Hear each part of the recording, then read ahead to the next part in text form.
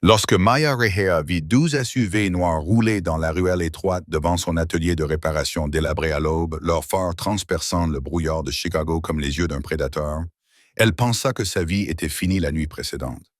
Elle avait fait quelque chose qu'aucun mécanicien ne devrait jamais faire.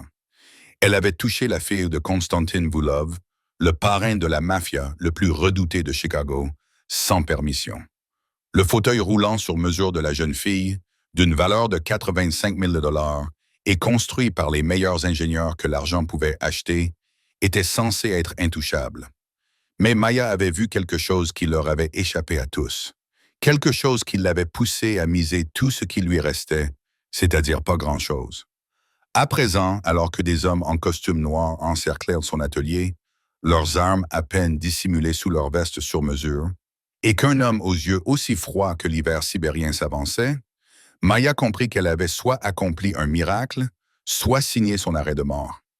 Mais pour l'instant, debout dans son garage à 6h47 du matin, tout ce à quoi elle pouvait penser, c'était survivre.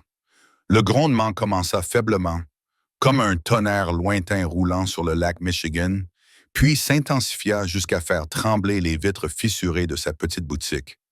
Un SUV, puis 3, puis 7, puis tellement qu'elle cessa de compter. 12 véhicules au total, 12 véhicules de la mort, tous convergeant vers sa boutique en faillite dans le sud de la ville, comme un convoi blindé noir répondant à un appel à la guerre. Les mains de Maya tremblaient tandis qu'elle serrait la clé, qu'elle tenait depuis qu'elle avait entendu le premier moteur. De l'huile tachait ses doigts, incrustés dans les plis de ses paumes, après une nuit passée à travailler, jusqu'à ce que son corps crie grâce. Elle avait 28 ans et avait déjà affronté le danger en Irak, en Syrie, dans un hôpital militaire où elle avait soigné des soldats avec rien d'autre que de la base et des prières. Mais cette fois, c'était différent. Il ne s'agissait pas de combattants ennemis. Elle avait défié un empire, contredit son père, touché une fille handicapée sans autorisation explicite. Les SUV formaient un demi-cercle parfait autour de son atelier, tels des loups encerclant une proie blessée. Les vitres teintées ne laissaient rien voir. Les portes s'ouvrirent avec une précision synchronisée, et des hommes en sortirent avec l'efficacité calme de ceux qui avaient déjà fait cela de nombreuses fois. À leur tête se trouvait un homme connu uniquement sous le nom de CS, 1,82 m de fureur maîtrisée, les cheveux noirs tirés en arrière, le visage impassible, les yeux couleur acier hivernal. Une légère cicatrice lui barrait la tempe jusqu'à la pommette, rappelant que même les rois saignent. Maya regarda à travers la vitre fissurée de la porte de son garage Konstantin Volkov descendre du véhicule de tête avec les mouvements délibérés de quelqu'un qui possède tout ce qu'il contemple. Quelqu'un qui savait exactement de quoi il était capable. Quelqu'un qui avait enterré ses ennemis dans des endroits où personne ne les trouverait jamais. Comment en suis-je arrivé là? La question hurlait dans l'esprit de Maya tandis que son cœur battait à tout rompre dans sa poitrine. Comment une mécanicienne fauchée, avec des cicatrices de brûlure sur le bras et des cauchemars incessants, avait-elle fini par se retrouver entre l'homme le plus dangereux de Chicago et le jugement qu'il était venu rendre? Comment une femme qui avait déjà tout perdu, son mari, son audition, son espoir, se retrouvait-elle avec quelque chose à perdre? Elle savait que la réponse se trouvait dans un seul moment de vérité, 14 heures plus tôt. Un moment où elle avait vu quelque chose que tout le monde avait manqué. Un moment où elle avait choisi la compassion plutôt que la peur. Un moment où elle avait tout misé sur sa capacité à voir ce que les autres ne pouvaient pas voir, à entendre ce que les machines essayaient de dire, à comprendre que l'équipement le plus cher au monde ne servait à rien si personne ne prenait la peine de demander à une jeune fille de 14 ans où elle avait mal. Avant de plonger dans la suite des événements, si vous appréciez les histoires de gens ordinaires qui risquent tout pour faire ce qui est juste, n'hésitez pas à aimer cette vidéo et à vous abonner à notre chaîne. Partagez-la avec quelqu'un qui a besoin de croire que parfois, la chose la plus courageuse que l'on puisse faire est de dire la vérité à un homme puissant. Mais maintenant, revenons au début de l'histoire. Pour comprendre ce qu'a fait Maya, il faut comprendre qui elle était. Et pour cela, vous devez comprendre que son magasin n'était pas seulement une entreprise. C'était sa bouée de sauvetage. Le dernier fil qui la reliait à un monde qui avait tenté de la briser de toutes les manières possibles. Le magasin de Ray était situé à la périphérie sud de Chicago, un endroit où les lampadaires clignotaient et où les loyers restaient en bas parce que personne ne voulait y vivre. Les murs étaient fissurés. Le toit fuyait chaque fois qu'il pleuvait fort. Pourtant, les outils de Maya étaient rangés avec une précision presque obsessionnelle. C'était là toute la contradiction de Maya Reyes. Elle était fauchée, mais elle n'était pas brisée. Pas là où cela comptait le plus. Pour comprendre pourquoi ce petit magasin représentait tout pour elle, il fallait comprendre ce qu'elle avait survécu. Elle n'avait aucun souvenir de ses parents biologiques. Ils avaient été tués dans un accident de voiture lorsqu'elle avait 8 ans, la laissant avec son frère de 3 ans, Noah, dans le système d'aide sociale à l'enfance de l'Illinois. Les 10 années qui suivirent furent un enfer.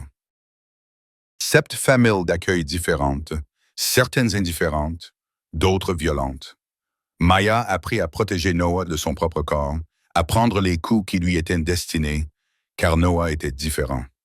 Il était autiste, parlait à peine et voyait le monde à travers des chiffres et des formes que personne d'autre ne comprenait. Lorsque Maya a eu 18 ans, elle a signé ses papiers d'engagement le jour de son anniversaire, non par patriotisme, mais parce que l'armée payait bien et que cet argent pouvait permettre à Noah de rester dans un établissement de soins décent au lieu d'être ballotté comme un déchet. Elle est devenue infirmière de guerre et a servi pendant 6 ans, avec 2 déploiements en Irak et 1 en Syrie.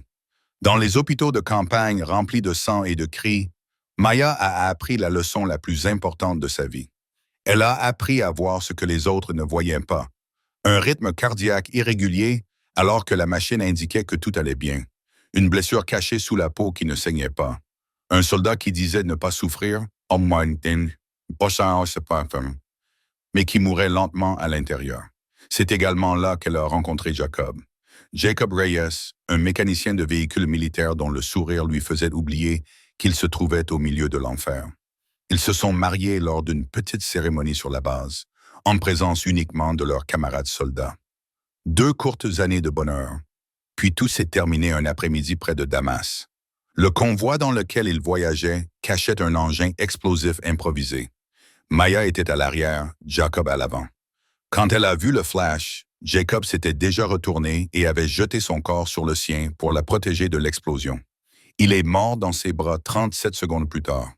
Son sang imprégnait son uniforme, ses lèvres bougeaient pour prononcer des mots qu'elle ne pouvait entendre car ses oreilles bourdonnaient à cause de la pression. Elle a survécu avec une brûlure qui lui barrait l'épaule droite et le bras, une perte totale de l'audition à l'oreille gauche et des cauchemars incessants. Mais Jacob n'a pas survécu. Après avoir quitté l'armée, Maya est rentrée chez elle les mains vides et le cœur brisé. L'administration des anciens combattants a rejeté la plupart de ses demandes, estimant que ses blessures n'étaient pas assez graves. Pendant les 8 mois qui ont suivi, elle a vécu dans l'ancien camion de Jacob, s'est douchée dans des stations-service, a mangé des conserves et a essayé de ne pas se laisser envahir par la noirceur. Certaines nuits, elle s'asseyait avec le pistolet de Jacob dans les mains, se demandant si continuer avait encore un sens. Puis elle pensait à Noah. Il avait encore besoin d'elle. Il l'attendait encore chaque mois, les yeux brillants lorsqu'il voyait sa sœur. Si elle mourait, qui paierait pour ses soins? Qui veillerait à ce qu'il ne soit pas maltraité? Qui se souviendrait qu'il adorait la tarte aux pommes, mais détestait la croûte? Maya se releva donc. Elle utilisa ses dernières économies pour ouvrir ce petit atelier de réparation où elle mit en pratique tout ce qu'elle avait appris. Comment écouter les machines? Comment détecter les problèmes avant qu'ils ne se transforment en catastrophe? Comment réparer ce que les autres disaient irréparable? Sur le mur de l'atelier, elle accrocha une seule photo. Jacob en uniforme, lui souriant à travers l'objectif. Chaque matin, elle la regardait et lui parlait comme s'il était toujours là. Et chaque matin, elle se rappelait que survivre n'était pas inutile, que ses mains pouvaient encore faire du bien, que peut-être un jour elle trouverait une raison de se réveiller sans avoir à se forcer. Ce jeudi matin, 24 heures avant que 12 SUV noirs n'encerclent son atelier. Maya se réveilla sur le canapé déchiré dans le coin du garage, le corps tout entier douloureux. Elle avait dormi là plutôt que dans l'appartement loué à l'étage, car la veille, elle était trop épuisée pour monter les escaliers. Les premiers rayons du soleil se glissaient à travers le cadre de la porte et tombaient sur la photo de Jacob accrochée au mur. Elle le regarda et murmura, comme chaque jour, Un jour de plus, mon amour. Je continue d'essayer. Puis elle le vit. Une feuille de papier rose collée à la porte vitrée, sur laquelle était imprimé en gros caractères un avis d'expulsion. Le propriétaire était venu pendant qu'elle dormait. 3 mois de loyer impayé. Elle avait 7 jours pour payer ou partir. Maya arracha le papier, le plia et le glissa dans la poche de son jean. Comme si le fait de le cacher pouvait faire disparaître le problème. Elle savait que ce ne serait pas le cas. Cela ne faisait qu'alourdir la pile de dettes qui pesait sur ses épaules. Son téléphone vibra. Greenfield Care, l'établissement où vivait Noah. Maya hésita un instant avant de répondre, car elle savait qu'ils n'appelèrent jamais pour annoncer de bonnes nouvelles. La voix de l'administrateur était froide et distante. Mademoiselle Reyes, nous devons discuter du compte. Les paiements de Noah ont 2 mois de retard. Si nous ne recevons pas le paiement avant la fin du mois, nous devrons le transférer dans un établissement public. Maya eut l'impression de recevoir un coup de poing dans la poitrine. Un établissement public signifiait des couloirs bondés et de l'indifférence. Un endroit où Noah serait laissé dans un coin parce que personne ne savait comment communiquer avec lui. Il détestait le changement. Il avait besoin de stabilité. Il avait besoin de visages familiers. « Donnez-moi plus de temps, s'il vous plaît, » dit Maya, s'efforçant de rester calme, alors que sa voix se brisait à l'intérieur. « Je trouverai l'argent, je vous le promets. » Elle raccrocha sans savoir comment elle tiendrait cette promesse. Son compte bancaire affichait 43 $, ce qui n'était pas suffisant pour payer l'électricité du mois, sans parler du loyer et des soins de Noah. Elle s'assit sur le vieux tabouret et regarda autour d'elle le garage, les outils soigneusement rangés, l'espace propre mais pauvre, l'enseigne réparation Raya à l'extérieur, tout ce qui lui restait et tout ce qu'elle risquait de perdre dans quelques semaines. La sonnette de la porte l'attira de ses pensées. Une femme âgée poussa un fauteuil roulant usé dans la boutique, ses roues grinçant à chaque pas. Madame Rosa, 72 ans, vivait seule dans un appartement bon marché à 3 pâtés de maison. Elle était une cliente fidèle de Maya depuis le jour de l'ouverture de la boutique. « Maya, ma chère, mon fauteuil est encore cassé, » dit Madame Rosa d'un ton apologétique. « Je sais que tu as des difficultés et je ne peux pas payer tout de suite. Peut-être le mois prochain. » Maya se leva, s'agenouilla à côté du fauteuil roulant et commença à l'inspecter. « Ne vous inquiétez pas pour l'argent, Madame Rosa. Laissez-moi voir. » 20 minutes plus tard, Maya avait trouvé le problème. Des roulements usés, des freins mal alignés, un boulon desserré qui aurait pu faire voler la roue à tout moment. Elle répara tout, remplaçant les pièces cassées par des pièces d'occasion provenant de son stock, sans rien facturer. Lorsque Madame Rosa tenta de lui glisser un billet de 20 $ dans la main, Mia secoua la tête. « Gardez-le pour vos médicaments. Je ne peux pas accepter l'argent destiné à la nourriture d'une personne âgée. » Madame Rosa la regarda, les yeux humides à cause de l'âge et de l'émotion. « Savez-vous qui vous me rappelez? Mon grand-père. Lui aussi était mécanicien. Il disait, « Les machines ne mentent pas. Les gens mentent, mais pas les machines. Si vous les écoutez, les machines vous diront tout. » Maya sourit, son premier sourire de la journée. « C'est aussi ce que je crois, Madame Rosa. Les machines ne trahissent pas. Elles n'abandonnent personne. Quand quelque chose se casse, il y a toujours une raison et toujours un moyen de le réparer. Le problème, c'est que la plupart des gens n'écoutent pas. » Madame Rosa partit et Maya se retrouva seule avec ses pensées. Elle regarda les factures impayées, sentit l'avis d'expulsion dans sa poche, puis leva les yeux vers la photo de Jacob. Peut-être allait-elle devoir fermer la boutique. Peut-être allait-elle devoir retourner vivre dans son camion. Mais au moins, aujourd'hui, elle avait aidé quelqu'un. Et parfois, c'était tout ce qu'elle pouvait faire. Elle ne savait pas que dans quelques heures, un SUV allait se garer devant la boutique et tout changer. En fin d'après-midi, alors que Maya s'essuyait les mains et se préparait à fermer la boutique, elle entendit un moteur. Ce n'était pas le bruit rauque des vieilles berlines ou des taxis bon marché qui circulaient habituellement dans ce quartier. C'était le bruit régulier et contrôlé d'une machine coûteuse, du genre qu'elle entendait rarement dans le sud de la ville. Elle leva les yeux et le vit. Un SUV noir rutilant garé juste devant sa boutique, ses vitres teintées cachant tout ce qui se trouvait à l'intérieur. Des années d'instinct de survie sur le champ de bataille rendirent Mia immédiatement tendue. Dans ce quartier, les voitures de luxe n'apportaient jamais de bonnes nouvelles. La porte s'ouvrit. Deux hommes en costume noir sortirent les premiers, leurs yeux balayant la ruelle avec la vigilance d'hommes entraînés à repérer les menaces. Puis un troisième homme émergea du siège passager avant. Il était grand, large d'épaules, les cheveux gris coupés courts, le visage sculpté comme du granit, avec des yeux froids et perçants. Il portait un costume gris foncé parfaitement taillé, et sa posture indiquait qu'il était habitué à donner des ordres sans accepter de refus. Alexei Petrov, même si Mia ne connaissait pas encore son nom, était le bras droit de Konstantin Voulov, l'homme qui avait enterré plus d'ennemis que Maya n'avait vécu d'années. Mais ce qui attira l'attention de Maya, ce ne furent que hommes effrayants. Ce fut la fille qu'ils amenèrent depuis le siège arrière. Une fille d'environ 14 ans était assise dans un fauteuil roulant électrique futuriste, comme si elle venait tout droit d'un salon technologique. Le châssis était en alliage de titane ultra léger. Les roues étaient spécialement conçues, avec un panneau de commande électronique à écran tactile et un système de suspension. Maya estima qu'il coûtait au moins 70 ou 80 000 $, peut-être plus. L'un des hommes poussa le fauteuil roulant dans l'atelier tandis qu'Alexis le suivait. Il regarda le petit garage de Maya avec un mépris évident, comme si le fait d'y entrer avait sali ses chaussures cirées. « Le fauteuil est cassé », dit-il avec un fort accent russe. « Réparez-le immédiatement. Ne posez pas de questions. N'en parlez à personne. » Maya ouvrit la bouche pour demander ce qui n'allait pas, mais le regard d'Alexei l'en empêcha. C'était le regard d'un homme qui n'expliquait rien, d'un homme habitué à l'obéissance sans raison.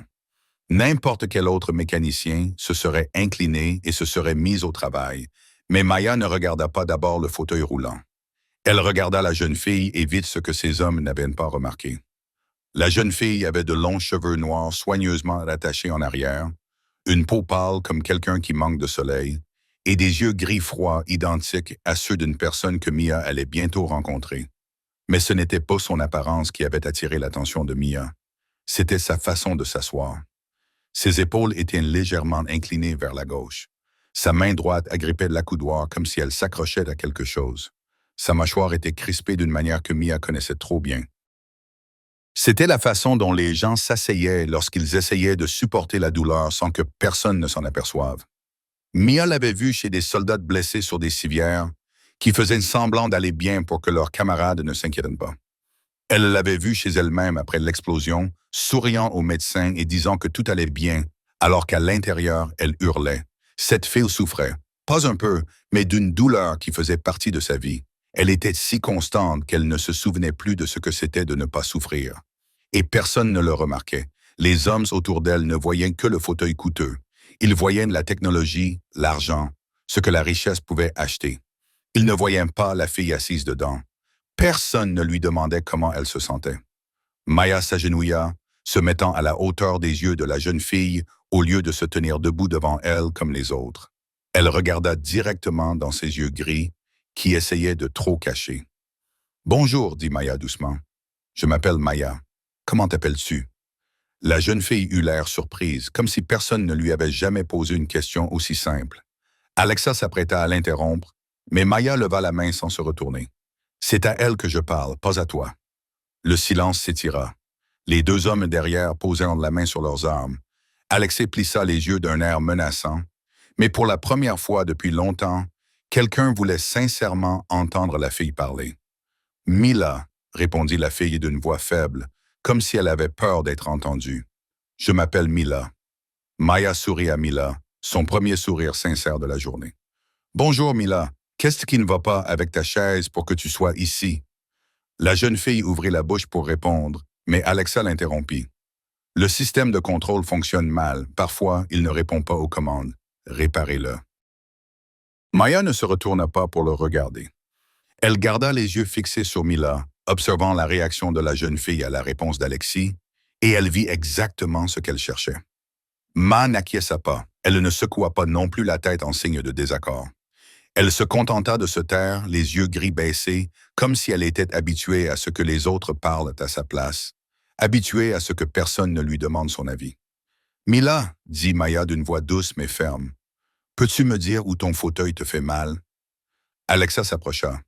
« Je t'ai déjà dit que c'était le système de contrôle. Tu es sourde? » Maya se leva et se tourna vers lui. Pour la première fois, Elle regarda droit dans les yeux cet homme dangereux sans ciller. « Je t'ai entendu, mais ce n'est pas à toi que je posais la question. Je lui demandais à elle, car c'est elle qui est assise dans ce fauteuil tous les jours. C'est elle qui sait ce qui ne va pas. Passe toi. » Le silence s'épaissit. Les deux gardes derrière lui sortirent leurs armes de leurs étuis, sans viser pour l'instant, mais le message était clair. Alex plissa les yeux, la mâchoire crispée. Avant que quiconque n'ait le temps de bouger, une petite voix se fit entendre. Ce n'est pas le système de contrôle. Tout le monde s'est tourné vers Mila. Elle tremblait, ses mains agrippaient les accoudoirs si fort que ses jointures étaient devenues blanches. Mais pour la première fois depuis très longtemps, quelqu'un voulait vraiment l'entendre parler. Et elle n'allait pas laisser passer cette occasion. Le système de contrôle fonctionne bien, a poursuivi Mila, d'une voix toujours faible, mais plus claire maintenant. Le problème, c'est que j'ai mal. Ou as-tu mal? Maya s'agenouilla à nouveau, sa voix aussi douce que lorsqu'elle parlait à Noah. Partout, répondit Mila en déglutissant, les yeux remplis de larmes. Mon dos, mes hanches, mes jambes. Même si je ne sens plus mes jambes. Chaque fois que le fauteuil bouge, chaque fois qu'une roue roule sur une fissure dans la route, j'ai l'impression que quelqu'un enfonce des aiguilles dans ma colonne vertébrale. Mais je n'ai pas le droit de dire quoi que ce soit, car mon père a payé très cher pour ce fauteuil. Parce que c'est le meilleur fauteuil qui soit. Parce que les ingénieurs ont dit qu'il était parfait. Si j'ai toujours mal, cela signifie que le problème vient de moi, pas du fauteuil. Elle connaissait ce sentiment. Elle savait ce que c'était que de s'entendre dire que sa douleur n'était pas assez forte pour être prise au sérieux. De s'entendre dire que ses blessures n'étaient pas assez graves. De s'entendre dire que si vous souffriez encore, c'était parce que vous ne faisiez pas assez d'efforts. « Depuis combien de temps souffrez-vous » demanda Maya. « Depuis que j'ai ce fauteuil, presque 3 ans, » murmura Mila, la voix brisée. « Mais je ne peux pas le dire à mon père. Il a perdu ma mère à cause de moi. Si je le déçois à nouveau... » Maya ne comprenait pas ce que signifiait perdre sa mère à cause d'elle, mais elle mit cette question de côté pour plus tard. Pour l'instant, elle devait se concentrer sur ce qui importait. « Je peux vérifier ton fauteuil ?» Mila acquiesça. Maya se mit au travail. Elle ne regarda pas le système de commande comme Alexei le lui avait demandé. Au lieu de cela, elle toucha chaque partie du fauteuil avec ses mains entraînées à écouter les machines. Elle ferma les yeux, palpant, mesurant avec son intuition plutôt qu'avec des outils, et elle les trouva. Les défauts que les brillants ingénieurs diplômés de prestigieuses universités avaient manqué. L'inclinaison du siège était décalée de 2 degrés, forçant la colonne vertébrale de Ma à adopter une position non naturelle toute la journée. Le dossier était conçu pour une courbure vertébrale moyenne, mais la colonne vertébrale de Ma s'était courbée différemment après son accident. Le système de suspension était trop rigide pour son poids, transformant chaque bosse de la route en un choc direct pour sa colonne vertébrale. Le repose-pied était mal positionné de quelques centimètres, désalignant les hanches de Ma à chaque minute de chaque heure de chaque jour pendant 3 ans. Maya se leva et regarda Alexis. La peur avait disparu, remplacée par une colère froide. Ce fauteuil, dit-elle d'un ton calme, a été conçu pour une personne handicapée moyenne. Mais Mila est une personne moyenne. Son corps est différent. Sa blessure est différente. Vos ingénieurs ont tout mesuré, mais ils ne lui ont jamais demandé ce qu'elle ressentait. Ils ont conçu ce fauteuil à partir de données, pas en pensant à un être humain. Ce fauteuil est à 85 000 $ la torture à chaque seconde qu'elle y passe. Alex répondit froidement. Vous dites que les meilleurs experts européens ont tort et qu'un mécanicien inconnu de ce bidonville a raison. Maya ne recula pas. Je dis que ces experts n'ont jamais eu à s'asseoir dans le fauteuil qu'ils ont conçu. Et je sais ce que c'est que d'avoir mal et que personne ne vous croit. Elle s'est tournée vers Mila. Je peux la réparer, mais j'ai besoin de temps. Et j'ai besoin qu'il me laisse le faire à ma façon. Alexei a sorti son téléphone et a composé un seul numéro. « Patron », a-t-il dit au téléphone d'une voix soudainement beaucoup plus respectueuse qu'il ne l'avait été avec Maya. « Il y a quelque chose que vous devez voir. Tu dois venir ici immédiatement. » 20 minutes plus tard, 3 autres SUV noirs se garèrent devant le magasin. La température sembla chuter de 10 degrés Celsius dès que la première portière s'ouvrit. Maya n'avait pas besoin d'être présentée pour savoir qui était l'homme qui sortait du véhicule. Konstantin Voulov se déplaçait comme s'il était le propriétaire non seulement de ces véhicules, mais aussi de cette ruelle, de ce quartier, voire de toute la ville. Mesurant 1,25 m, il avait les épaules larges et portait un costume 3 pièces anthracite parfaitement taillé. Ses cheveux noirs étaient lissés en arrière, laissant apparaître un visage aussi froid et anguleux que de la glace sculptée. Une légère cicatrice lui barrait la tempe et descendait jusqu'à la pommette, et ses yeux gris fixaient Maya avec l'intensité d'un homme habitué à voir les autres s'agenouiller devant lui. Les yeux de Mela ressemblaient de façon effrayante à ceux de son père. Mais alors que ceux de Mila cachaient une douleur secrète, ceux de Constantine ne reflétaient qu'un vide glacial. 6 gardes du corps se tenaient derrière lui, les mains sur leurs armes, les yeux rivés sur Maya. Alexei s'avança et murmura à l'oreille de son patron, lui racontant tout ce qui s'était passé. Mia ne pouvait pas entendre les mots, mais elle voyait la mâchoire de Constantine se crisper à chaque phrase. Quand Alexei eut terminé, Constantine s'avança vers Mia d'un pas lent et délibéré. Il s'arrêta à moins d'1 mètre d'elle, assez près pour qu'elle puisse sentir son parfum coûteux et ressentir le froid qui émanait de lui. « Qui êtes-vous » demanda-t-il d'une voix basse et posée, comme une machine qui fonctionne pour réclamer que l'équipement de ma fille est défectueux. « J'ai dépensé plus de 200 000 $ au cours des 5 dernières années. Les meilleurs médecins, les meilleurs ingénieurs, des spécialistes venus d'Allemagne, de Suisse, du Japon, et vous, un mécanicien dans ce garage délabré, vous osez dire qu'ils ont tort? » Maya savait qu'elle devait baisser la tête. Elle savait qu'elle devait s'excuser, dire qu'elle s'était trompée, laisser ses hommes partir afin de pouvoir vivre pour voir le lendemain. Mais alors, elle vit Mila par-dessus l'épaule de Constantine. La jeune fille était recroquevillée dans son fauteuil roulant, les yeux remplis de peur alors qu'elle regardait son père. Et Maya comprit quelque chose. Mila avait plus peur de décevoir son père que de la douleur. Elle avait enduré 3 années de souffrance simplement pour éviter de le rendre triste. Et d'une certaine manière, c'était plus douloureux que toutes les blessures que Mia avait jamais vues. Elle prit une profonde inspiration et fit ce que personne n'avait osé faire. Elle regarda Konstantin Volodkov droit dans les yeux sans ciller. « Vous avez payé des experts, » dit Maya d'une voix calme, même si son cœur battait comme un tambour de guerre. « Mais aucun d'entre eux n'a demandé comment se sentait votre fille. Ils ont mesuré son corps, mais ils ne l'ont pas écouté. Ils ont conçu des prothèses pour des personnes moyennes, pas pour Mila. Et le résultat, c'est que votre fille souffre depuis 3 ans et personne ne l'a remarqué. » Le silence devint suffocant. Les gardes du corps ont sorti leurs armes, pointées directement sur Maya. Alexei a posé une main sur l'épaule de Constantine, attendant l'ordre, mais Mia n'a pas bougé.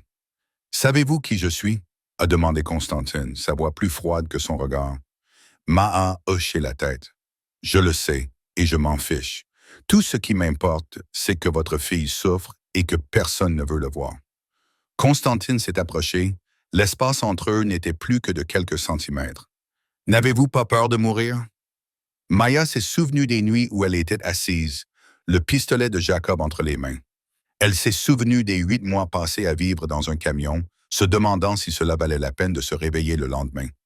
Elle se souvenait de ce qu'elle avait ressenti en perdant tout et en n'ayant plus rien à perdre. « Je suis morte il y a 5 ans en Syrie, » répondit-elle d'une voix calme, « dans une explosion qui a emporté mon mari et une partie de mon âme. Ce que vous voyez ici, c'est ce qui reste. J'essaie de faire quelque chose de bien avant de disparaître complètement. Donc non, je n'ai pas peur de mourir. J'ai seulement peur de ne rien faire de significatif avant que cela n'arrive. » Pour la première fois, Maya vit quelque chose changer dans les yeux de Constantine. Pas de la chaleur, pas de la pitié, mais de la curiosité, comme s'il n'avait jamais rencontré quelqu'un comme elle auparavant. Avant qu'il ne puisse parler, une autre voix s'éleva. « Papa. » Tout le monde se tourna vers Mila. Elle pleurait, des larmes coulaient sur ses joues, mais sa voix était plus claire que jamais. « J'ai vraiment mal, papa. Chaque jour, chaque heure, chaque minute, je suis assise dans cette chaise. Mais je n'osais rien dire parce que tu avais dépensé tellement d'argent. Parce que les médecins avaient dit que c'était parfait.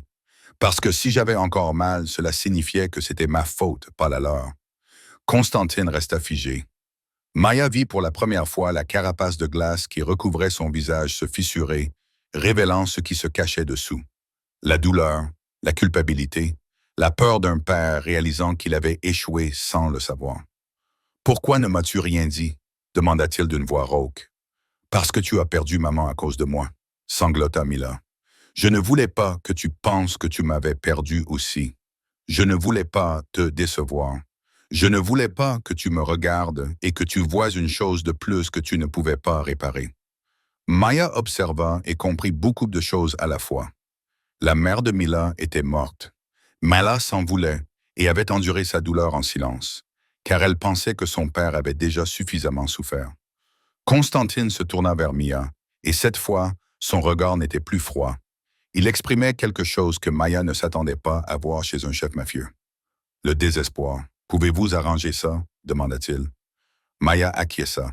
J'ai besoin de temps et j'ai besoin que vous me laissiez travailler à ma façon. Pas d'ingérence, pas de questions. Combien de temps? 12 heures. Donnez-moi une nuit. Si demain matin, la chaise n'est pas en meilleur état, vous pourrez faire ce que vous voulez de moi. Constantine l'observa longuement. Puis il regarda sa fille qui pleurait dans son fauteuil roulant. Il se retourna vers Maya et prononça deux mots qu'elle ne s'attendait pas à entendre. 12 heures. Puis il traîna une chaise depuis le coin du garage et s'assit à quelques mètres d'elle. Je vais rester ici. Je vais vous regarder travailler. Si vous avez raison, je vous serai redevable. Si vous avez tort, il s'interrompit, n'ayant pas besoin de finir. Maya comprit le reste. Elle regarda le fauteuil roulant à 85 000 $, la jeune fille de 14 ans qui souffrait depuis 3 ans, le parrain de la mafia, et mit sa vie entre les mains de 12 heures qui s'égrenaient. Puis elle prit ses outils et se mit au travail. Alex emmena Mila dans l'arrière-boutique pour qu'elle se repose, mais elle ne parvint pas à dormir. Allongée sur le vieux canapé de Maya, elle suivait des yeux chaque ombre qui passait devant la porte. Mia l'avait aidée à s'installer dans un fauteuil roulant de rechange abîmé qui était entreposé dans la réserve. C'était un équipement bon marché, dépourvu de technologie moderne, mais au moins il ne lui causait pas de douleur.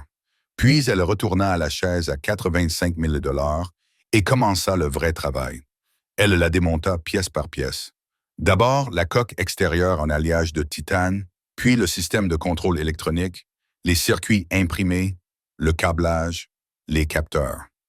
Mia travaillait avec une concentration absolue, ses mains bougeant avec la même précision qu'elle avait autrefois dans les hôpitaux de campagne, opérant des soldats blessés alors qu'ils saignaient. Constantine était assis en silence sur une chaise à quelques mètres de là, ses yeux gris ne la quittant pas une seconde. Ses gardes du corps s'étaient retirés à l'extérieur sur son ordre, ne laissant qu'Alexei debout dans un coin, telle une statue. Mais Maya ne les remarqua pas. Pour elle, il n'y avait que le fauteuil roulant et les secrets qu'il cachait. 1 heure s'écoula en silence. Puis Maya atteignit le cadre du siège et le bruit du métal contre le métal résonna de manière régulière dans le garage silencieux. Cette cicatrice.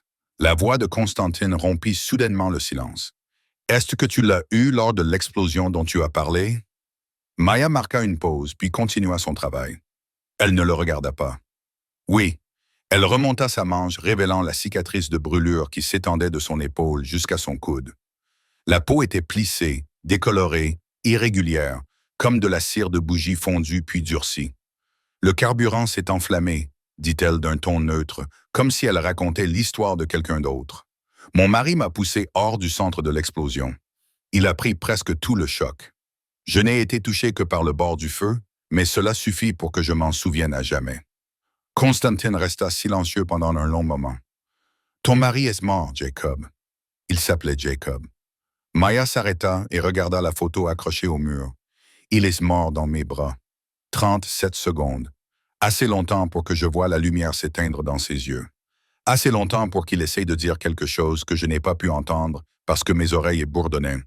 Assez longtemps pour que je comprenne qu'il avait choisi de me sauver plutôt que de se sauver lui-même. » Elle retourna à son travail, les mains légèrement tremblantes, mais toujours précises. Parfois, j'aimerais qu'il ait fait un autre choix. J'aimerais qu'il ait survécu et que je sois morte à sa place. Au moins, il saurait comment continuer. Moi, je ne sais pas. Je ne fais qu'exister. Je ne vis pas vraiment. Constantine se leva et s'approcha du travail. Il ne la toucha pas, mais il se tint suffisamment près d'elle pour qu'elle sente sa présence. « Je comprends ce sentiment, dit-il d'une voix plus basse, dépourvue de sa froideur habituelle. Ma femme est morte il y a 5 ans lors d'une tentative d'assassinat qui m'était destinée. Arena se tenait à mes côtés lorsqu'ils ont ouvert le feu. Elle est tombée dans mes bras, son sang imprégnant mon costume, et je n'ai rien pu faire d'autre que la regarder partir. Maya leva les yeux pour la première fois, croisant le regard de Constantine, non pas avec défi ou peur, mais avec compréhension. Et Mila, elle était dans la voiture derrière nous. La balle a traversé le siège et lui a transpercé la colonne vertébrale. Les médecins ont dit qu'elle avait eu de la chance de survivre. Constantine eut un rire amer. De la chance. Ma fille a perdu sa mère et ses jambes le même jour, et ils appellent ça de la chance bonus. Maya comprit alors pourquoi Mila disait qu'elle avait perdu sa mère à cause d'elle. La fillette n'avait pas causé la mort de sa mère, mais elle était là. Elle avait vu la scène. Et dans l'esprit d'une enfant de 10 ans, survivre à la mort d'un parent peut se transformer en une culpabilité à vie, tout comme Mimsa a porté la culpabilité parce que Jacob avait choisi de la sauver. Vous avez bâti votre empire pour protéger votre famille. Mia dit, ce n'est pas une question, mais une constatation. Mais cet empire a tué votre femme et rendu votre fille infirme. Constantine ne répondit pas. Il resta là à regarder Maya travailler. Et dans la faible lumière jaune du garage, pour la première fois, il ne ressemblait pas à un terrifiant parrain de la mafia. Il ressemblait à un père qui avait échoué et ne savait pas comment réparer ses erreurs. Maya se pencha à nouveau sur le fauteuil roulant et continua à le démonter. Elle ne dit plus rien. Parfois, le silence est le seul moyen pour deux personnes portant le même genre de blessure de se tenir l'une à côté de l'autre sans causer davantage de douleur. Dehors, Chicago glissait dans la nuit. Les aiguilles de l'horloge continuaient de tourner, comptant les 12 heures fatidiques. 3 heures du matin. Maya avait complètement démonté le fauteuil roulant. Ses pièces étaient disposées soigneusement sur l'établi, comme une opération chirurgicale interrompue à mi-chemin. Elle commença à tout mesurer à nouveau, cette fois-ci non pas selon les moyennes de l'ingénieur, mais selon le corps réel de Ma. Elle avait observé comment la jeune fille s'asseyait, comment elle se penchait, comment sa colonne vertébrale se courbait, comment son poids était réparti de manière inégale. Elle mesurait avec ses yeux, ses mains, l'intuition de quelqu'un qui avait passé sa vie à écouter ce que les machines et les corps essayaient de dire. Constantine était toujours assis là, refusant de partir malgré les exhortations répétées d'Alexei à se reposer. Il observait Mia travailler avec la même concentration qu'il réservait habituellement aux négociations de vie ou de mort. Elle aimait la musique, dit-il soudainement, comme s'il s'adressait davantage à lui-même qu'à Maya. Arena, ma femme, où elle jouait du piano, chaque soir avant que Mila ne s'endorme. Elle jouait One Piece, toujours le même morceau, la berceuse de Brahms. Maya continua à travailler, mais elle écouta. Après la mort d'Irena, continua Constantine. Mila refusait d'écouter de la musique. Elle ne laissait personne jouer du piano à la maison.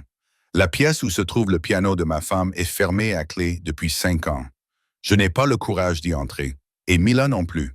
Il fit une pause et prit une profonde inspiration. J'ai bâti mon empire à partir de rien. Je tue sans hésitation. Je fais en sorte que tout Chicago me craigne, mais je ne peux pas entrer dans cette pièce. Je ne peux pas regarder le piano sans voir ses mains sur les touches. Je ne peux pas entendre la musique du piano sans entendre des coups de feu juste après. Maya leva les yeux vers lui. Dans la faible lumière du garage, à 3 heures du matin, Konstantin Volkov ne ressemblait pas au plus puissant parrain de la mafia de Chicago. Il ressemblait à un homme qui avait trop perdu et qui ne savait pas comment arrêter de perdre davantage. « J'ai dépensé plus de 200 000 $, dit-il amèrement. Les meilleurs médecins, les meilleures opérations, le fauteuil roulant le plus cher. Je pensais que l'argent pouvait tout régler.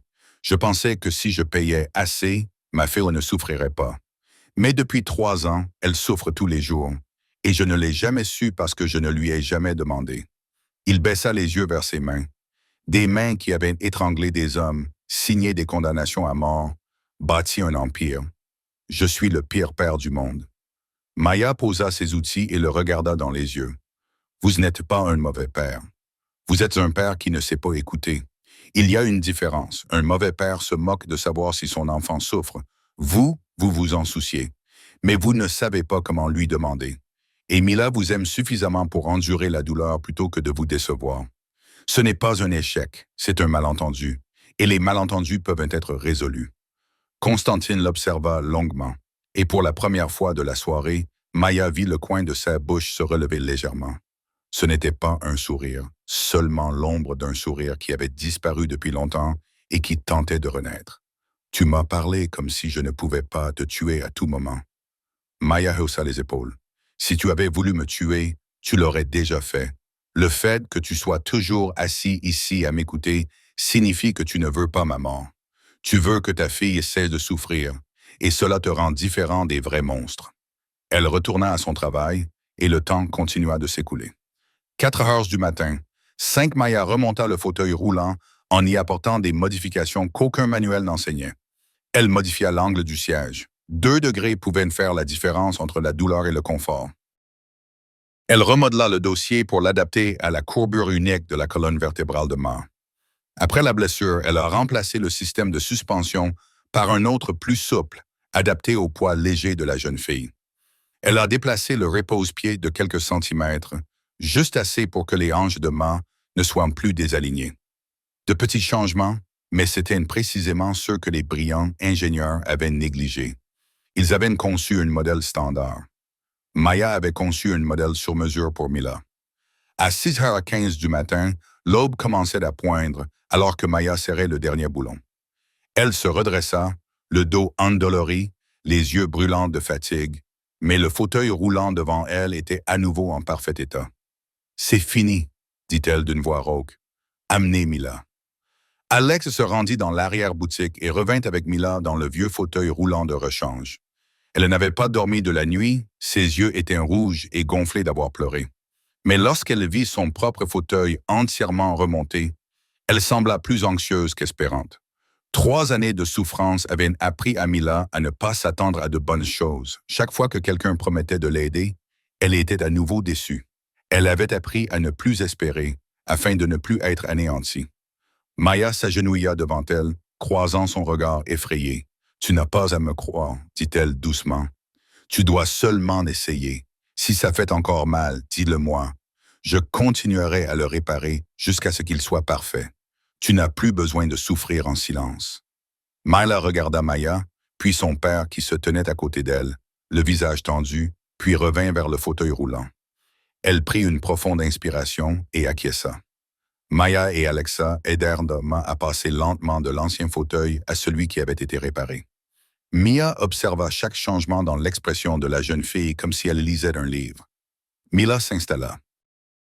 Son dos rencontra le soutien ajusté. Ses hanches trouvèrent leur nouvelle position. Ses jambes reposaient sur le repose-pied déplacé. Et puis Maya le vit. Le changement sur le visage de Ma. D'abord de la confusion. Elle cligna des yeux comme si elle ne savait pas trop ce qui se passait. Puis elle essaya d'avancer. Les roues roulaient doucement sur le sol en béton fissuré. La nouvelle suspension absorbait toutes les vibrations au lieu de les transmettre directement à sa colonne vertébrale. Mila s'arrêta. Ses yeux s'écarquillèrent, ses lèvres tremblèrent. « Papa, » murmura-t-elle. « Papa, je n'ai pas mal. » Constantine s'avança, puis s'arrêta, comme s'il avait peur d'y croire.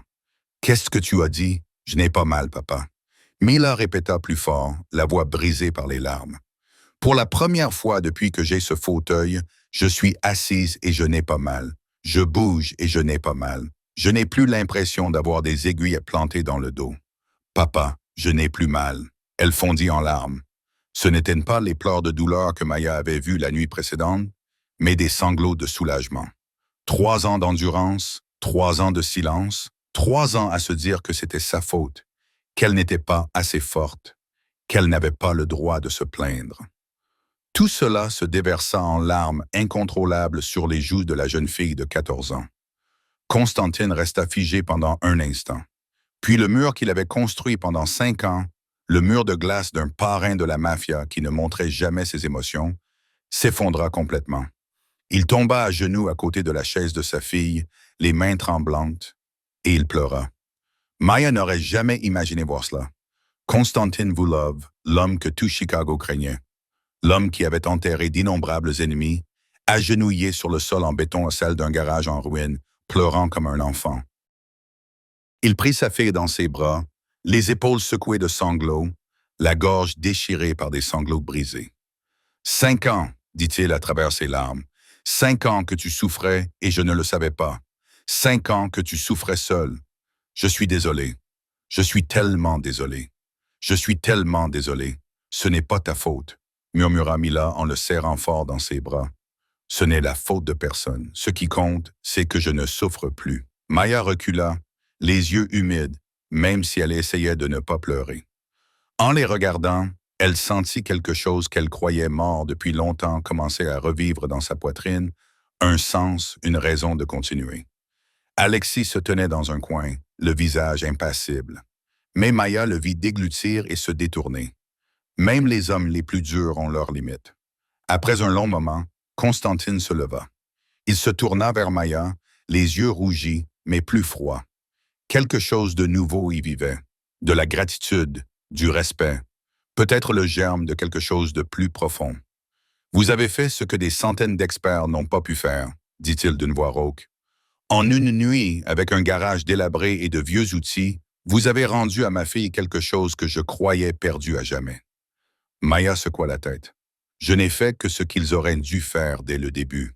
Je l'ai écouté. » Constantine l'étudia comme s'il voulait mémoriser chaque trait de son visage. « Je vous suis redevable, dit-il. Dans mon monde, les dettes sont sacrées. Que voulez-vous? De l'argent. Autant que vous le souhaitez. N'importe quoi. » Maya regarda autour d'elle dans son petit garage, sentit la vie d'expulsion dans sa poche, pensa aux factures impayées sur la table. Elle pouvait demander n'importe quoi. Assez pour sauver la boutique. Assez pour assurer l'avenir de Noah pour toujours. Assez pour ne plus jamais craindre le lendemain. Mais elle secoua la tête. « Je ne veux pas de votre argent. J'ai seulement fait ce qui était juste. » Ce n'est pas une dette, c'est simplement faire ce qu'il faut. Constantine la regarda comme si elle avait parlé une langue qu'il ne connaissait pas. Dans son monde, tout avait un prix. Personne n'agissait sans motif. Personne ne refusait de l'argent quand on lui en offrait. « Vous êtes la première personne à me dire cela, » dit-il lentement, « et à le penser vraiment. Et maintenant, nous revenons au début de l'histoire. » Le lendemain matin, à 6h47, Maya se tenait dans son garage, une clé à molette à la main, fixant les 12 SUV noirs qui entouraient son magasin. Elle n'avait pas dormi depuis le départ de Constantine et Mila la veille au soir. Elle s'était assise sur le vieux tabouret, regardant la photo de Jacob, se demandant si elle avait fait le bon ou le mauvais choix, si refuser l'argent d'un parrain de la mafia était noble ou stupide, si cela changerait quelque chose, ou si elle perdrait quand même son magasin, Noah, tout, en quelques semaines. Puis elle entendit les moteurs et son cœur fit un bond. 12 SUV, des dizaines d'hommes en costume noir, des armes cachées sous leurs vestes, une formation semblable à celle de loups encerclant leur proie. Maya pensa que c'était le moment où elle allait mourir. Elle pensa que Constantine avait peut-être changé d'avis, qu'un chef mafieux ne pouvait pas permettre à quiconque de savoir qu'il avait pleuré, s'était agenouillé, avait montré sa faiblesse. Elle serra la clé à molette plus fort, non pas parce qu'elle croyait que cela pourrait la protéger, mais parce qu'elle avait besoin de s'agripper à quelque chose pour ne pas trembler. La première porte du SUV s'ouvrit. Constantine sortit et Maya vit ce à quoi elle ne s'attendait pas. Il tenait des fleurs, un bouquet lumineux de tournesol jaune dans les mains d'un homme qui avait tué plus de personnes qu'elle ne pouvait en compter. L'image était si absurde qu'elle ne savait pas comment réagir. Constantine entra dans le garage, posa les fleurs sur sa table de travail et regarda autour de lui dans la petite pièce avec une expression différente de celle de la veille. Pas de mépris, pas de jugement, seulement du respect. « Vous avez refusé mon argent, dit-il, mais vous ne pouvez pas refuser ma protection. À partir d'aujourd'hui, cette boutique est sous ma protection. Quiconque vous touchera devra faire face à toute ma force. » Maya ouvrit la bouche pour protester, mais Constantine leva la main. « Je ne vous demande pas votre avis. Ce n'est pas une offre. C'est une décision. » Il fit un signe de tête à Alexis, qui s'avança et posa une maillette en cuir sur la table. Lorsqu'elle s'ouvrit, Maya vit d'épaisses liasses de billets. « C'est le paiement pour le travail d'hier soir, » dit Constantine. « Ne me dites pas que vous n'en voulez pas. Je me fiche de ce que vous voulez. C'est la valeur de ce que vous avez fait.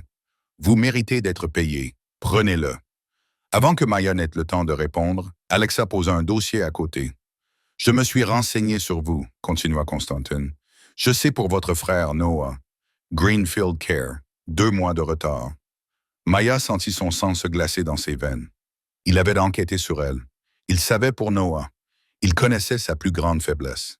Elle imagina 100 façons dont il pourrait utiliser cette information pour la contrôler, la forcer, la transformer en marionnette. Mais ce qu'il dit ensuite la laissa pétrifiée. J'ai contacté le Lakewood Special Care Center sur la rive nord, le meilleur établissement de l'Illinois pour l'autisme. Ils ont une place pour Noah. Toutes les dépenses ont été payées à vie. Maya ne pouvait pas parler. Lakewood, elle en avait entendu parler. Elle avait rêvé d'y envoyer Noah dans ses nuits les plus sombres. Le coût annuel était supérieur à ses revenus à vie, et Constantine venait de dire qu'il l'avait payé à vie. « Pourquoi ?» murmura-t-elle. « Parce que vous avez donné à ma fille quelque chose que je ne pouvais pas acheter avec de l'argent, » répondit Constantine. « Vous avez donné une voix à Mila. Vous l'avez vue.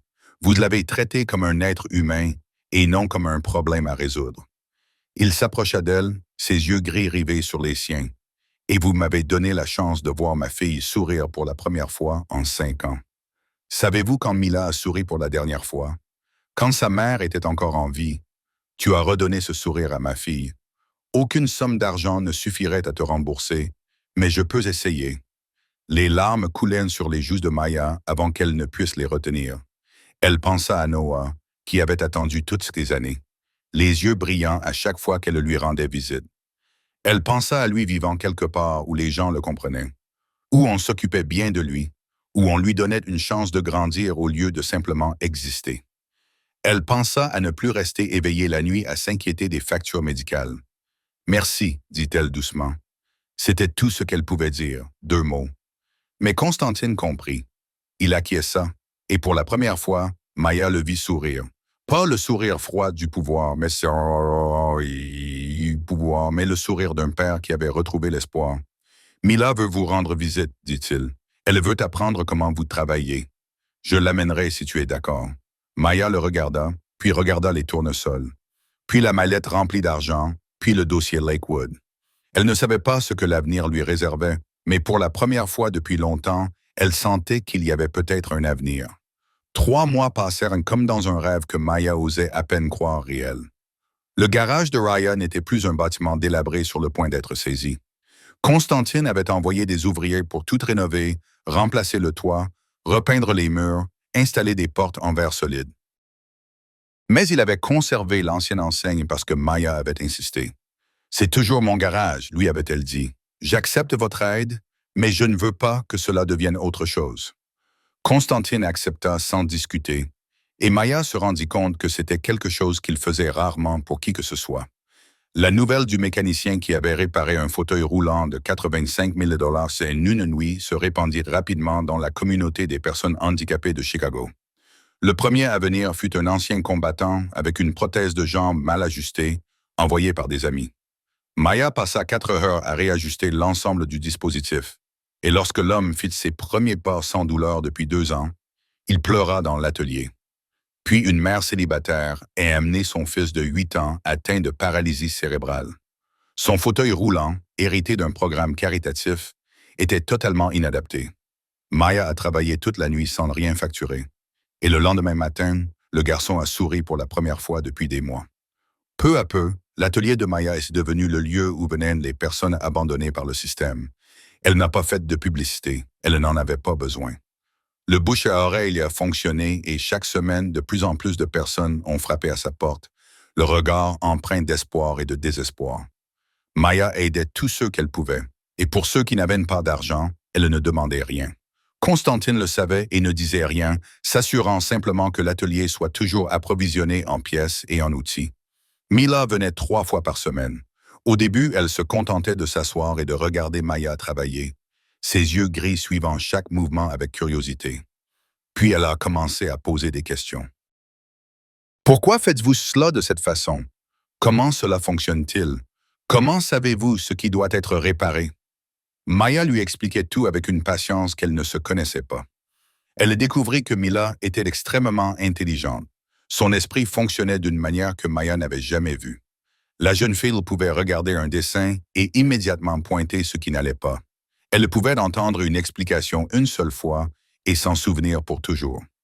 Tu devrais étudier l'ingénierie biomédicale, lui dit Mia un après-midi, alors qu'elles travaillaient ensemble sur le fauteuil roulant d'un ancien combattant.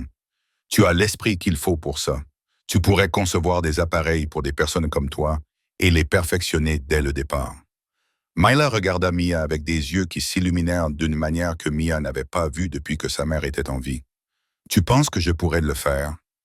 Mia sourit. Je pense que tu peux faire tout ce que tu veux. Le lien entre Maya et Mila se renforça aussi naturellement que respirer.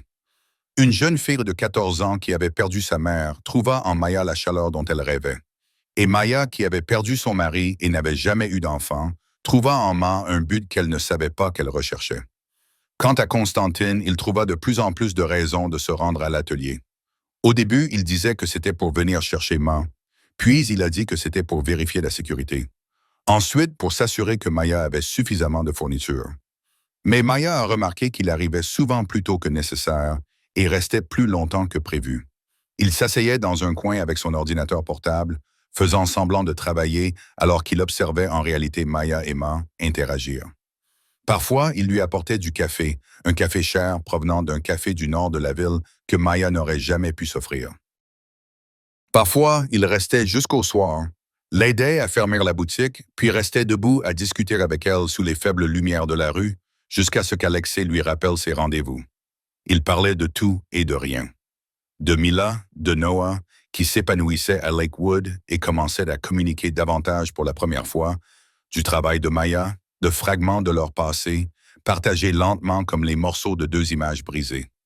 Constantine ne parlait jamais de ses véritables activités, et Maya ne posait pas de questions. Elle savait qui il était. Elle savait que son empire était bâti sur le sang et la violence. Mais elle savait aussi qu'il était un père qui s'agenouillait et pleurait pour sa fille. Un homme qui apportait des tournesols à un pauvre mécanicien qui avait refusé son argent. Un homme qui avait trouvé un moyen de protéger son frère sans rien demander en retour. Les gens n'étaient pas simplement noirs ou blancs. Maya le comprenait mieux que quiconque. Elle avait tué pendant la guerre. Elle avait fait des choses qu'elle ne pourrait jamais raconter à personne. De quel droit pouvait-elle juger Constantine? « Je n'ai jamais vu mon père comme ça, » dit Mila un après-midi, après le départ de Constantine. « Que veux-tu dire? » Il sourit. « Mademoiselle Maya, mon père n'a pas souri depuis la mort de ma mère. Mais maintenant, il sourit quand il est ici, quand il est près de vous. » Maya ne savait pas quoi répondre. Elle sentait seulement son cœur battre la chamade, et cela l'effrayait plus que n'importe quelle arme à feu. Ce soir-là, c'était un samedi soir, à la fin du 3e mois. Myla était rentrée plus tôt avec Alexei parce qu'elle avait un examen le lendemain matin, mais Constantine était resté, prétextant qu'il voulait s'assurer que Maya fermait bien la boutique. Ils savaient tous les deux que ce n'était qu'une excuse. Le magasin était fermé depuis longtemps, mais ils étaient toujours là, debout sous les faibles lumières jaunes du garage, à parler de choses sans importance simplement pour prolonger le temps qu'ils passaient ensemble. Maya lui racontait la première fois qu'elle avait réparé un véhicule en Afghanistan, un Humvee qui était tombé en panne dans le désert et comment elle avait utilisé ses propres lacets comme courroie provisoire. Constantine avait ri, d'un rire profond et chaleureux qui avait rempli le petit espace, et Maya avait réalisé que c'était la première fois qu'elle l'entendait vraiment rire. Pas un rire poli, ni cynique, mais le rire d'un homme sincèrement heureux. « Tu as de la graisse sur la joue », avait soudainement dit Constantine, interrompant son récit. Maya avait levé la main pour l'essuyer, mais Constantine avait été plus rapide. Son doigt effleura sa joue, effaçant doucement la trace d'huile, puis resta là. Ses yeux gris la fixaient avec une intensité qui lui fit oublier comment respirer. Maya savait qu'elle aurait dû reculer.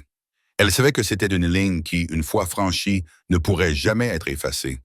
Elle savait que Konstantin Volkov était un parrain de la mafia, l'homme le plus dangereux qu'elle ait jamais rencontré, tout ce avec quoi elle ne devrait jamais s'impliquer. Mais elle ne recula pas. Et lorsque Constantine se pencha pour l'embrasser, elle ne se détourna pas.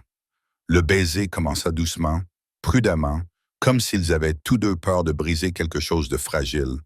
Puis il s'intensifia, devint plus pressant, comme deux naufragés qui se retrouvent enfin dans l'océan. Maya sentit des larmes couler sur ses joues sans savoir pourquoi. Peut-être parce que c'était la première fois qu'elle laissait quelqu'un s'approcher d'elle depuis Jacob. Peut-être parce qu'elle pensait ne plus jamais ressentir cela. Peut-être parce qu'elle avait peur. Quand ils se séparèrent, Constantine posa son front contre le sien et murmura « Je ne suis pas un homme bien, Maya. Tu le sais. J'ai fait des choses que tu ne peux pas l'imaginer. J'ai tué des gens. J'ai détruit d'autres familles.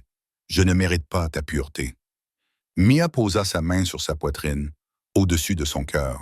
« J'en ai tué 2, répondit-elle doucement.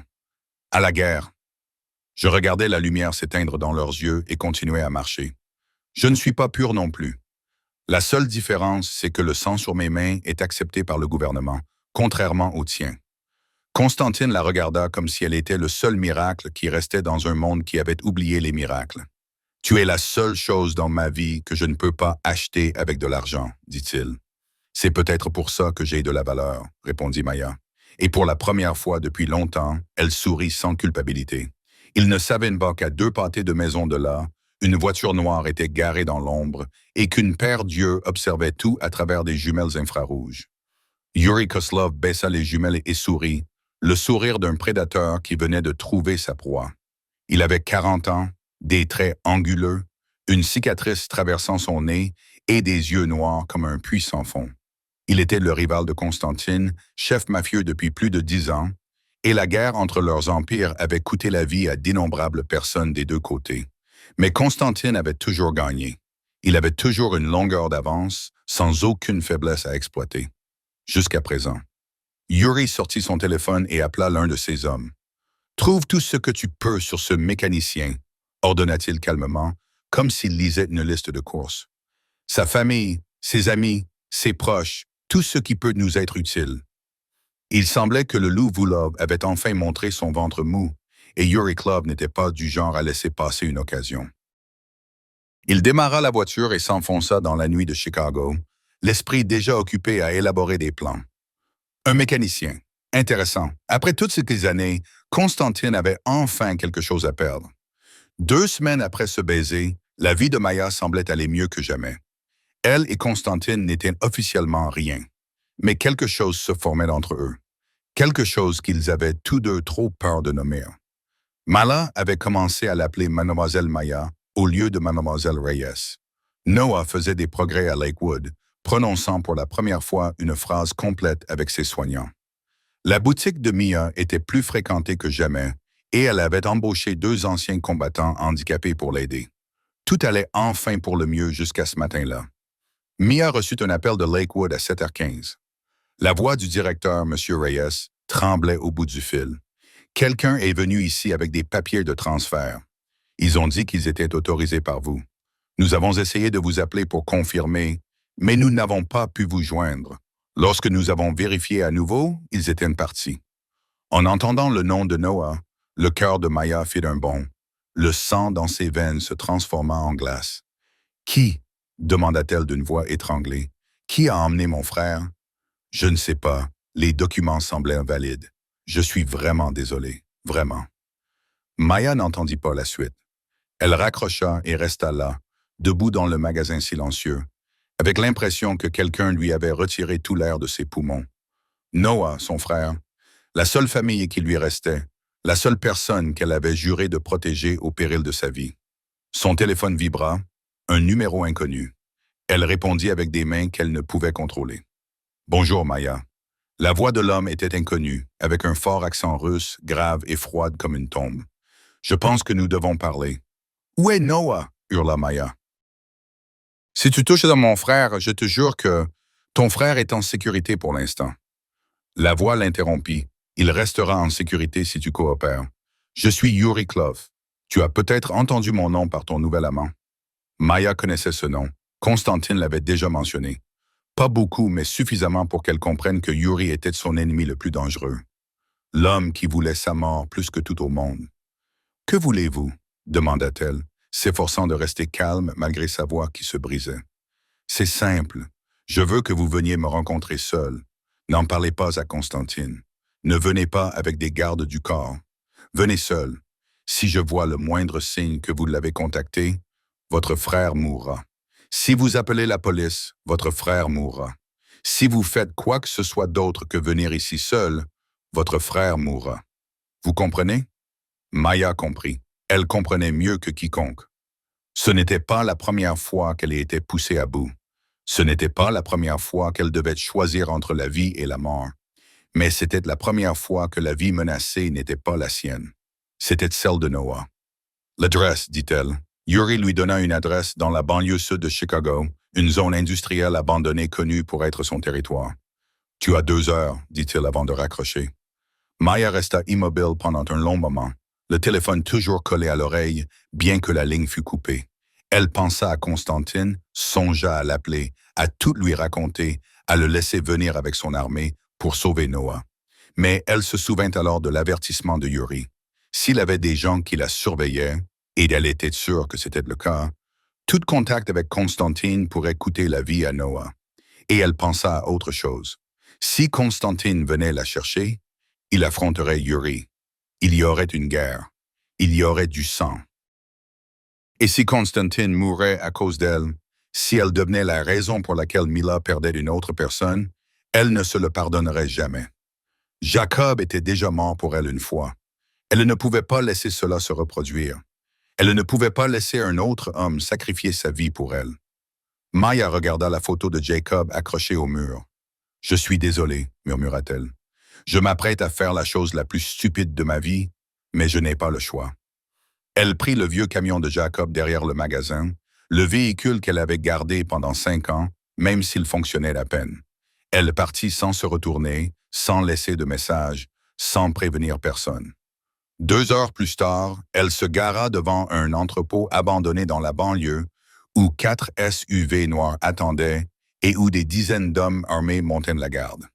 Elle sortit, les mains en l'air pour montrer qu'elle n'était pas armée, et se dirigea vers la porte où l'attendait l'enfer. Pour Noah, elle était prête à tout, même à entrer seule dans l'antre du diable, à l'intérieur de l'entrepôt sombre et glacial.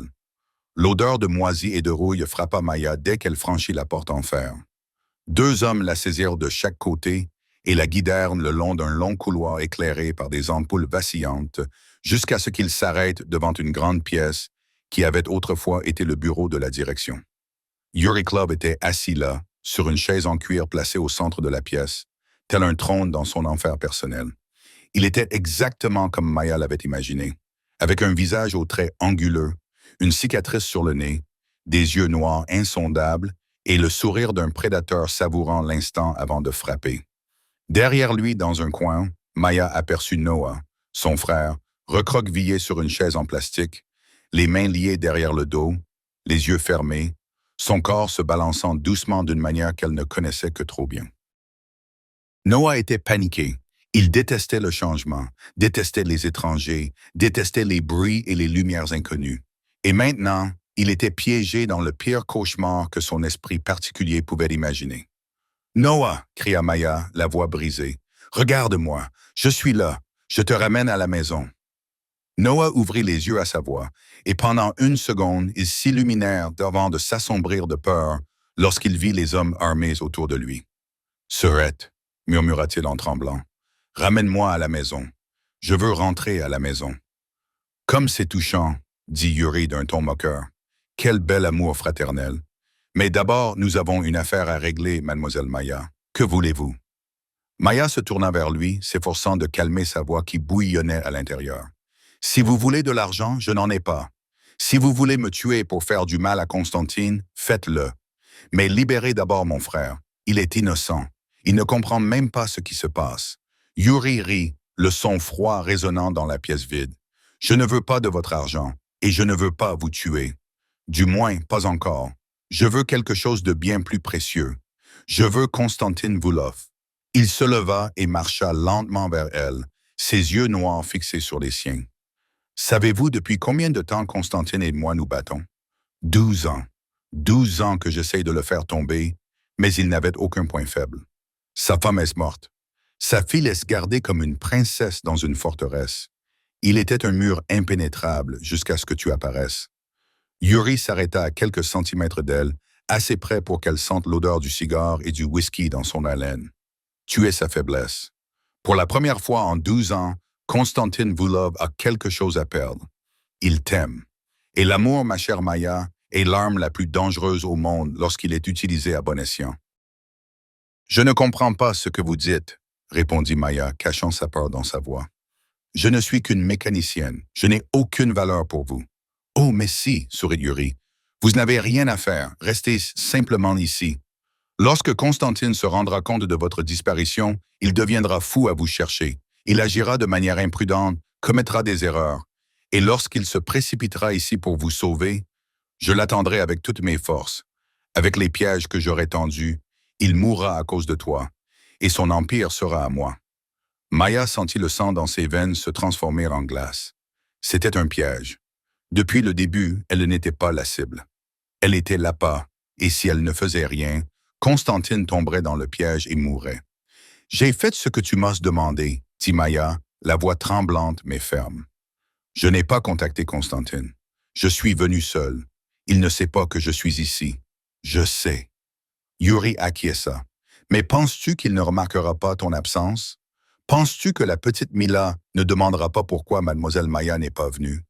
Penses-tu qu'Alexei ne mènera pas d'enquête lorsque ton magasin sera fermé toute la journée sans raison? Constantine le découvrira.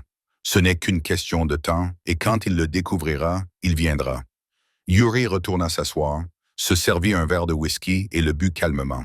« Tu peux faciliter les choses. Appelle-le. Dis-lui de venir. Dis-lui que tu es en danger. Joue le rôle de l'appât parfait. Si tu coopères, je libérerai ton frère après la mort de Constantine. Si tu refuses, Yuri jeta un regard froid à Noah. Je commencerai à lui couper les doigts un par un jusqu'à ce que tu changes d'avis. Maya regarda son frère tremblant, puis reporta son regard sur Yuri avec des yeux que la guerre lui avait appris à rendre indéchiffrables. Elle savait qu'elle avait besoin de temps, elle avait besoin d'une issue. Elle devait sauver Noah sans laisser Constantine mourir pour elle. Elle avait déjà survécu à l'enfer. Elle survivrait à cela aussi. 3 heures s'écoulèrent dans cette pièce froide.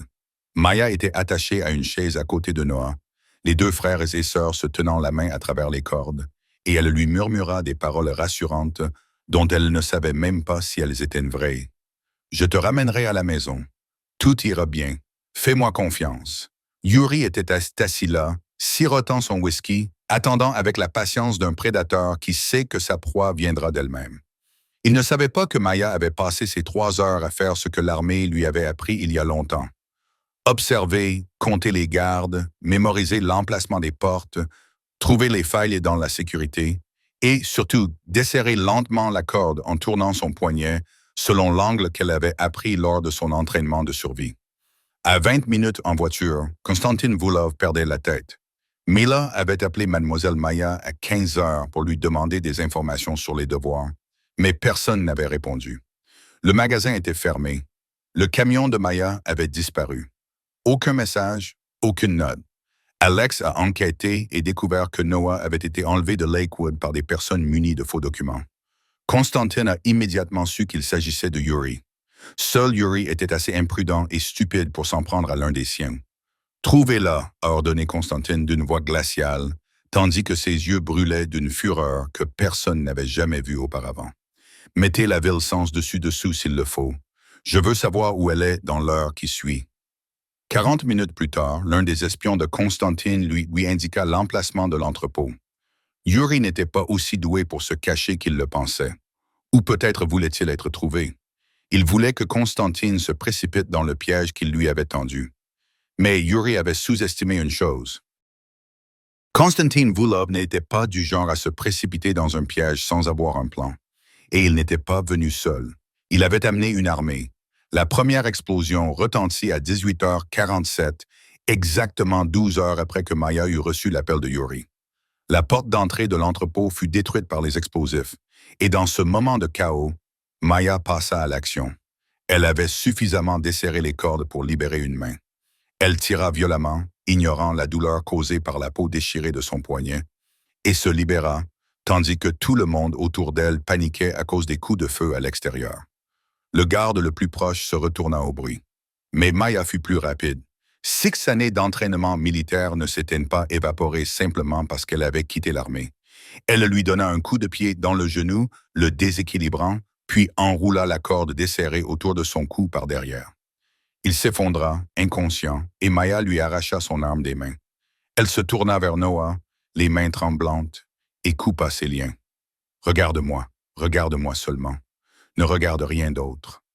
Noah acquiesça, les larmes aux yeux, mais faisant entièrement confiance à sa sœur, elle l'entraîna dans un coin, le plaça derrière une grande armoire métallique et lui ordonna « Reste ici, ne sors pas. Quoi qu'il arrive, je reviendrai. » Des coups de feu déchirèrent l'entrepôt comme des feux d'artifice venus de l'enfer. Les hommes de Constantine firent irruption de 3 directions, et les forces de Yuri étaient submergées. Maya traversa la pièce, arme à la main, son instinct de combattante ressurgissant comme si elle n'avait jamais quitté le champ de bataille. Elle abattit un homme qui visait la porte, puis un autre qui tentait de s'enfuir. Sans hésitation, sans crainte, animée uniquement par son instinct de survie et sa volonté de protéger son frère. Yuri tenta de s'échapper par la porte arrière, mais Maya lui barra le chemin. Elle se tenait là, son arme pointée sur sa poitrine, le sang d'une blessure au front coulant sur son visage. Mais sa main ne tremblait pas. La mécanicienne, Yuri ricana malgré sa situation désespérée. « Il s'avère que tu ne répares pas seulement les voitures. Je répare aussi les erreurs, répondit Maya, le doigt sur la gâchette. Comme ton erreur d'avoir touché mon frère. Avant qu'elle ne puisse tirer, une voix retentit derrière elle. Maya. Constantine s'interposa, son costume coûteux taché de sang, de la fumée s'élevant du pistolet qu'il tenait à la main. Ses yeux gris la balayèrent de la tête aux pieds, vérifiant qu'elle n'était pas blessée, puis se fixèrent sur Yuri avec une fureur brûlante. « Laisse-moi faire, dit-il d'une voix calme, avec une cruauté que Maya n'avait jamais entendue auparavant. « Il est à moi, dit Mia après une seconde d'hésitation, puis elle baissa son arme et recula. Ce n'était pas son combat, c'était une guerre de 12 ans entre 2 empires, et elle n'avait pas le droit de voler à Constantine la fin qu'il méritait. « Constantine, dit Yuri essayant toujours de paraître calme, bien que son visage fût pâle. Nous pouvons négocier, j'ai des informations, j'ai de l'argent. » Constantine ne répondit pas. Il s'avança et regarda droit dans les yeux son ennemi de toujours. « Tu as touché à ce qui m'appartient, dit-il d'une voix aussi froide que l'hiver sibérien. Tu as kidnappé son frère.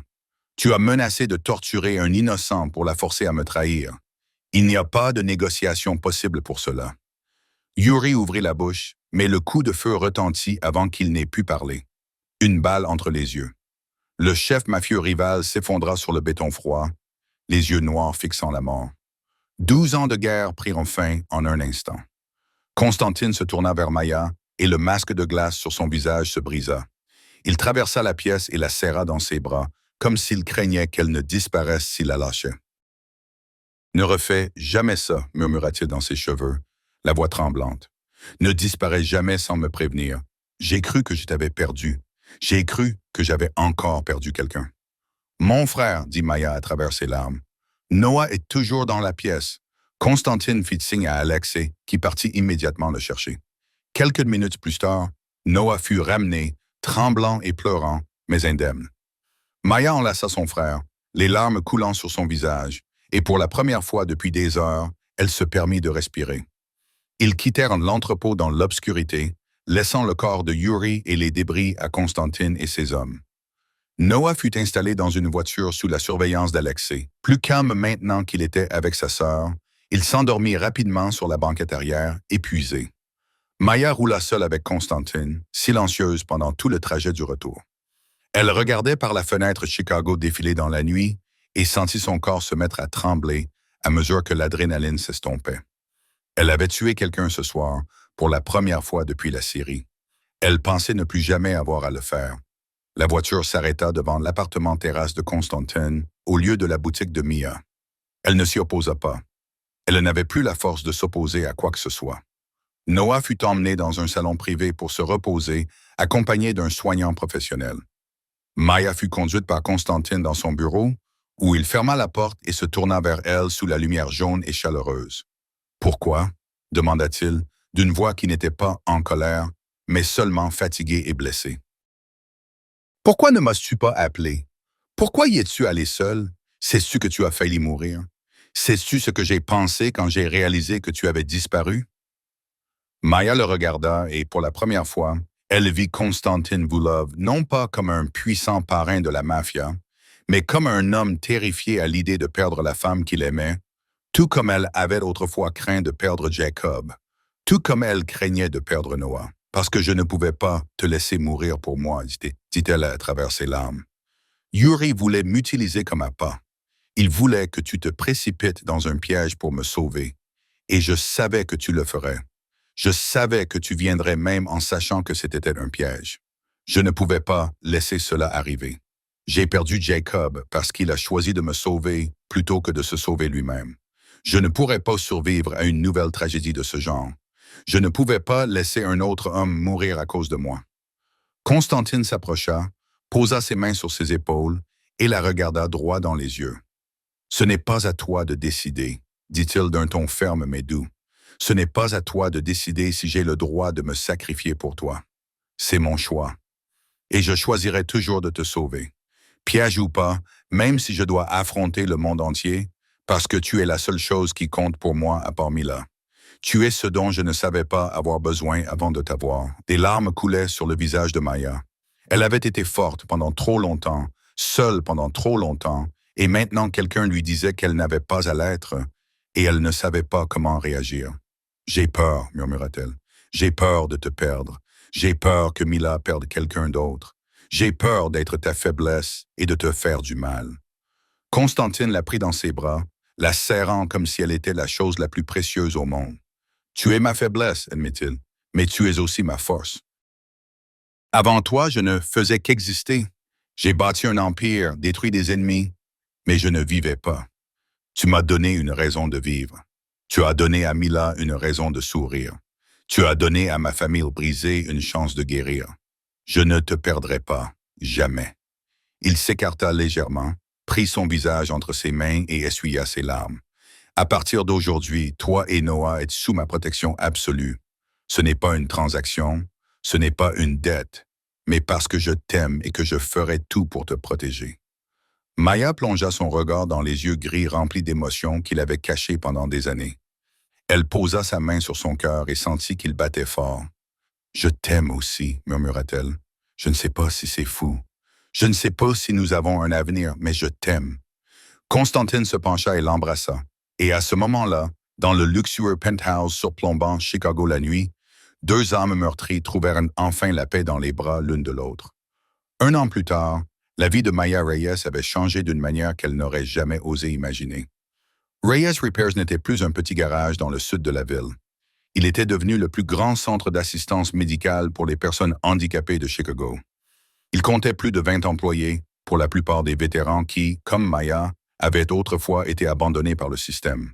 Ils venaient non seulement pour travailler, mais aussi pour retrouver un but, pour prouver que leurs blessures ne les définissaient pas et pour aider d'autres personnes qui souffraient comme eux autrefois.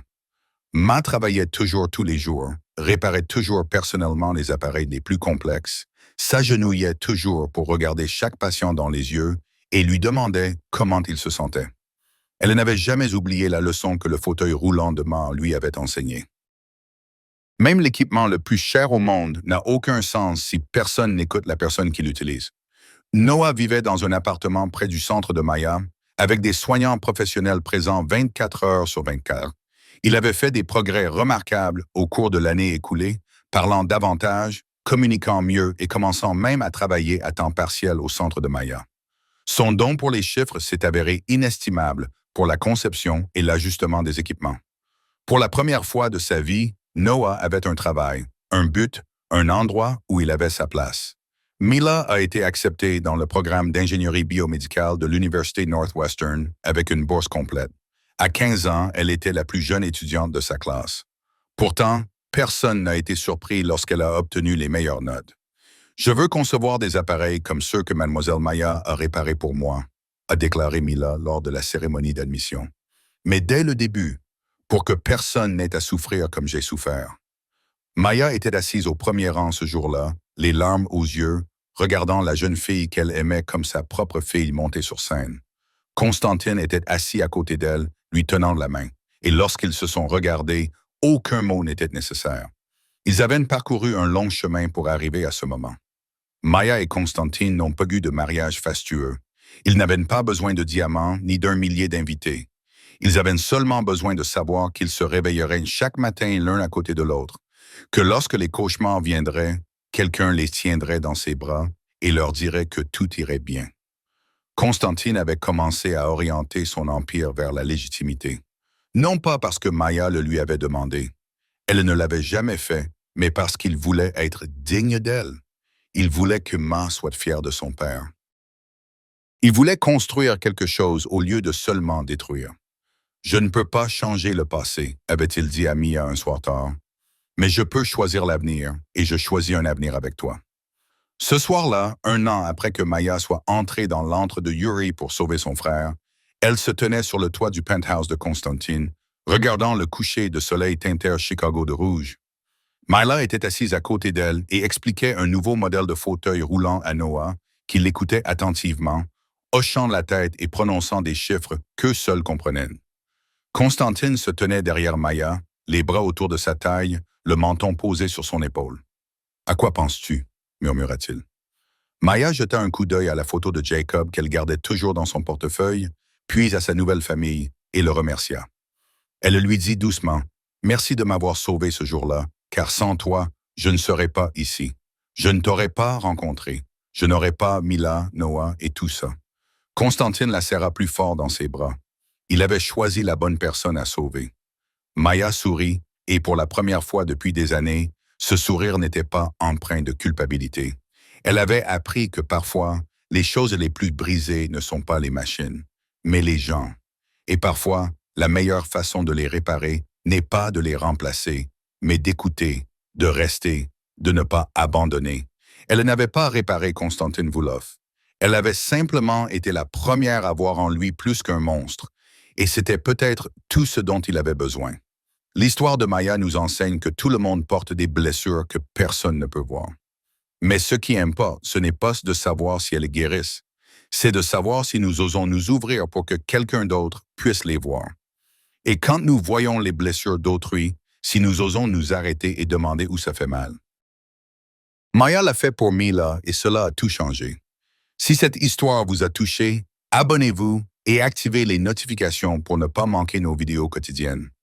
Aimez et partagez avec ceux que vous aimez, ceux qui ont besoin de se rappeler que parfois, le plus courageux est de dire la vérité aux puissants, et le plus gentil est d'écouter ceux qui souffrent. Qu'avez-vous ressenti en lisant cette histoire? Avez-vous déjà rencontré quelqu'un comme Maya qui voyait la douleur que personne d'autre ne voyait? Avez-vous déjà été entendu alors que le monde ignorait votre voix? Partagez vos réflexions ci-dessous. Nous aimerions connaître votre opinion sincère. Merci d'avoir regardé. Nous vous souhaitons une bonne santé, de la joie et de la paix chaque jour. N'oubliez pas que vous méritez d'être entendu. Vous méritez d'être aimé. Et parfois, la personne qui peut changer votre vie n'est qu'à une simple question de distance. Où avez-vous mal? Au revoir et à bientôt dans la prochaine vidéo.